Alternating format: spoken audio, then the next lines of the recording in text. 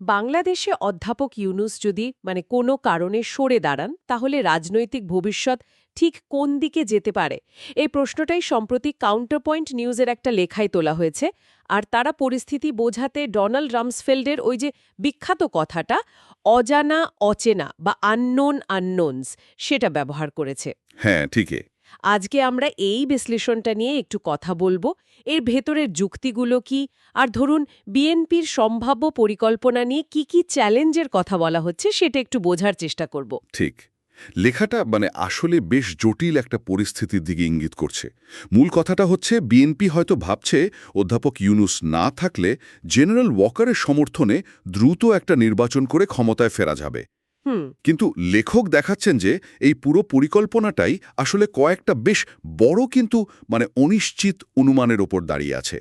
ওই যে বললেন অজানা অচেনা বিষয়। ইন্টারেস্টিং। তো এই অজানা অচেনার ধারণাটা, আচ্ছা, তাহলে বিএনপির পরিকল্পনার প্রথম যে ধাপ বা অনুমান সেটা নিয়ে লেখকের সন্দেহটা ঠিক কোথায়? তারা কি ভাবছে অধ্যাপক ইউনূস সরে গেলেই জেনারেল ওয়াকারের সাথে মিলে একটা নির্বাচনকালীন সরকার হয়ে যাবে? হ্যাঁ, মানে মোটা দাগে চিন্তাটা ওরকমই। কিন্তু প্রথম বড় অনুমানটা হলো বিএনপি বৃত্তের বাইরের যে বিরোধী দলগুলো আছে, ধরুন এনসিপি বা জামায়াতে ইসলামী, ইসলামী আন্দোলন, এরা সবাই বিএনপির এই প্ল্যান সমর্থন করবে। আচ্ছা। লেখক এখানেই একটা বড় প্রশ্ন তুলেছেন। এই দলগুলো কেন বিএনপিকে এমন একটা নির্বাচনের সমর্থন দিতে যাবে যেখানে ক্ষমতার কোনো সংস্কারের কথা নেই? এটা তো অনেকটা আগের মতোই, জিরো সাম খেলা, হয় সব পাবো না হয় সব হারাবো। হুম। যদি তারা অধ্যাপক ইউনূসের ক্ষমতার ভারসাম্য আনার যে প্রস্তাব সেটাকেই সমর্থন না করে থাকে, তাহলে পুরনো ব্যবস্থায় ফিরতে বিএনপিকে কেন সাহায্য করবে? এটাই হলো প্রথম অজানা অচেনা দিকটা। আমরা আসলেই জানি না এই দলগুলো শেষ পর্যন্ত কি করবে। তার মানে বিএনপি হয়তো এমন কিছু সমর্থনের আশায় আছে যা বাস্তবে নাও মিলতে পারে। এটা তো পরিকল্পনার শুরুতেই একটা ধাক্কা হতে পারে। আচ্ছা, যদি ধরে নিই অন্য দলগুলো সমর্থন দিল না, তখন বিএনপি কি একা এগোতে পারবে? এটাই কি দ্বিতীয় অনুমান? একদম ঠিক। দ্বিতীয় অনুমানটা হলো বিএনপি নিজেদের জনপ্রিয়তা আর জেনারেল ওয়াকারের হয়তো একটু প্রচ্ছন্ন সমর্থনে একাই কাজটা সেরে ফেলতে পারবে। কিন্তু হ্যাঁ, কিন্তু লেখক এখানেও বেশ কয়েকটা প্রশ্ন তুলেছেন। এক, বিএনপির ভোট শেয়ার যা দেখা যায় তা তো সাধারণত ৩০-৩৫% আশেপাশে। একক সংখ্যাগরিষ্ঠতার জন্য এটা যথেষ্ট নাও হতে পারে। ঠিক। আর তার চেয়েও বড় ব্যাপার হলো রাস্তায় নেমে প্রতিপক্ষকে সামাল দেওয়ার মতো যথেষ্ট শক্তিশালী স্ট্রিট ফাইটিং ফোর্স তাদের আছে কিনা সেটা নিয়ে সন্দেহ আছে। ২৮ অক্টোবর ২০২৩-এর ঘটনাটার দিকে ইঙ্গিত করা হয়েছে। লোকসমাগম তো অনেক হয়েছিল, কিন্তু পরিস্থিতি দ্রুত নিয়ন্ত্রণের বাইরে চলে যায়। মনে আছে। এমনকি ব্যারিস্টার মওদুদ আহমেদের একটা পুরনো কথাও নাকি এদিকে ইঙ্গিত করে। তো যদি বিএনপি বিরোধী শক্তিগুলো হয়তো জেনারেল ওয়াকারেরই কিছুটা সমর্থনের রাস্তায় নেমে আসে, তখন কি হবে? এটাও তো একটা মস্ত বড় অজানা অচেনা বিষয়। তার মানে জনসমর্থন থাকা আর রাস্তায় শক্তি দেখানোর ক্ষমতা দুটো ঠিক এক জিনিস নয়। এটাও একটা অনিশ্চয়তার জায়গা। আচ্ছা, আর তৃতীয় অনুমান, সেটা তো জেনারেল ওয়াকারকে নিয়েই, তাই না? এটাই কি সবচেয়ে বড় প্রশ্ন? হ্যাঁ, একদম।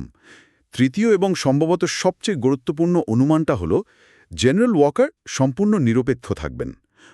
আওয়ামী লীগের প্রতি তার কোনো দুর্বলতা নেই, বা ধরুন সীমান্তের ওপারে তার কোনো বিশেষ যোগাযোগ বা আনুগত্যও নেই। কিন্তু লেখক এখানেও সন্দেহ করছেন। লেখক প্রশ্ন তুলেছেন, যদি এর উল্টোটা হয়, যদি জেনারেল ওয়াকার আওয়ামী লীগকে আবার কোনো না কোনোভাবে ফিরিয়ে আনতে চান, বা যদি তার আন্তঃসীমান্ত যোগাযোগ থাকে, সেক্ষেত্রে বাইরের শক্তিগুলো কি একজন পুরনো পরীক্ষিত মিত্রকে ছেড়ে নতুন কারোর উপর ভরসা করবে? ওহ। আর একটা সম্ভাবনাও তো আছে, যা অতীতে দেখা গেছে, সেনাবাহিনী হয়তো স্থিতিশীলতা আনার কথা বলে ক্ষমতা নিয়ে নিল। ওয়াকারের বাহিনী শেষ পর্যন্ত কি করবে সেটাও কিন্তু একটা বিরাট অজানা অচেনা। সত্যি তাই। জেনারেল ওয়াকারের আসল উদ্দেশ্য বা অবস্থান তো পুরো খেলাটাই পাল্টে দিতে পারে। তাহলে এই বিশ্লেষণের মূল পয়েন্টটা কি? লেখক কি আসলে বিএনপির এই সংস্কার ছাড়া নির্বাচন করে পুরনো ব্যবস্থায় ফেরার পরিকল্পনার সমালোচনাই করছেন? হ্যাঁ, মোটের ওপর তাই। লেখক যে প্রশ্নটা বড় করে তুলেছেন সেটা হলো, অন্য দলগুলো বা অন্য শক্তিগুলো কেন বিএনপিকে আবার সেই পুরনো কেন্দ্রীভূত ক্ষমতার মডেলে ফিরতে দেবে?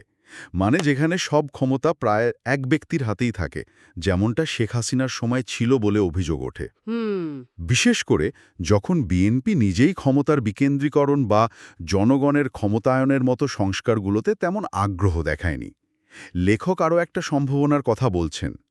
এই পরিস্থিতিতে বিএনপি বিরোধী যে জোট, তারা হয়তো আনুপাতিক প্রতিনিধিত্বের দাবিটা আরও জোরে সরে তুলবে। আনুপাতিক প্রতিনিধিত্ব, সেটা আবার কি? একটু বুঝিয়ে বলবেন। মানে এই ব্যবস্থায় যে দল যত শতাংশ ভোট পায়, সংসদে মোটামুটি সেই অনুপাতেই আসন পায়। এর সুবিধা হলো ছোট ছোট দলগুলো সংসদে আসার সুযোগ পায়। ধরুন 1% ভোট পেলেও হয়তো কিছু প্রতিনিধিত্ব থাকে। প্রায় সব দলের জন্যই এটা কিছুটা লাভজনক হতে পারে। আচ্ছা। কিন্তু সমস্যা হলো এই ব্যবস্থায় কোনো একটা দলের পক্ষে একক সংখ্যাগরিষ্ঠতা পাওয়া খুব কঠিন হয়ে যায়। বিএনপির মতো দলের জন্য এটা একটা চ্যালেঞ্জ, কারণ আনুপাতিক সংসদে তারা হয়তো শেষ পর্যন্ত সংখ্যালঘু হয়েই থাকবে। বুঝলাম। তাহলে কাউন্টার পয়েন্ট নিউজের বিশ্লেষণ অনুযায়ী অধ্যাপক ইউনুসের সম্ভাব্য প্রস্থানের পর বাংলাদেশের রাজনৈতিক পথটা বেশ কুয়াশাচ্ছন্ন। পুরো পরিস্থিতিটাই অনেকগুলো যদি কিন্তু আর ওই অজানা অচেনা বিষয়ের উপর নির্ভর করছে।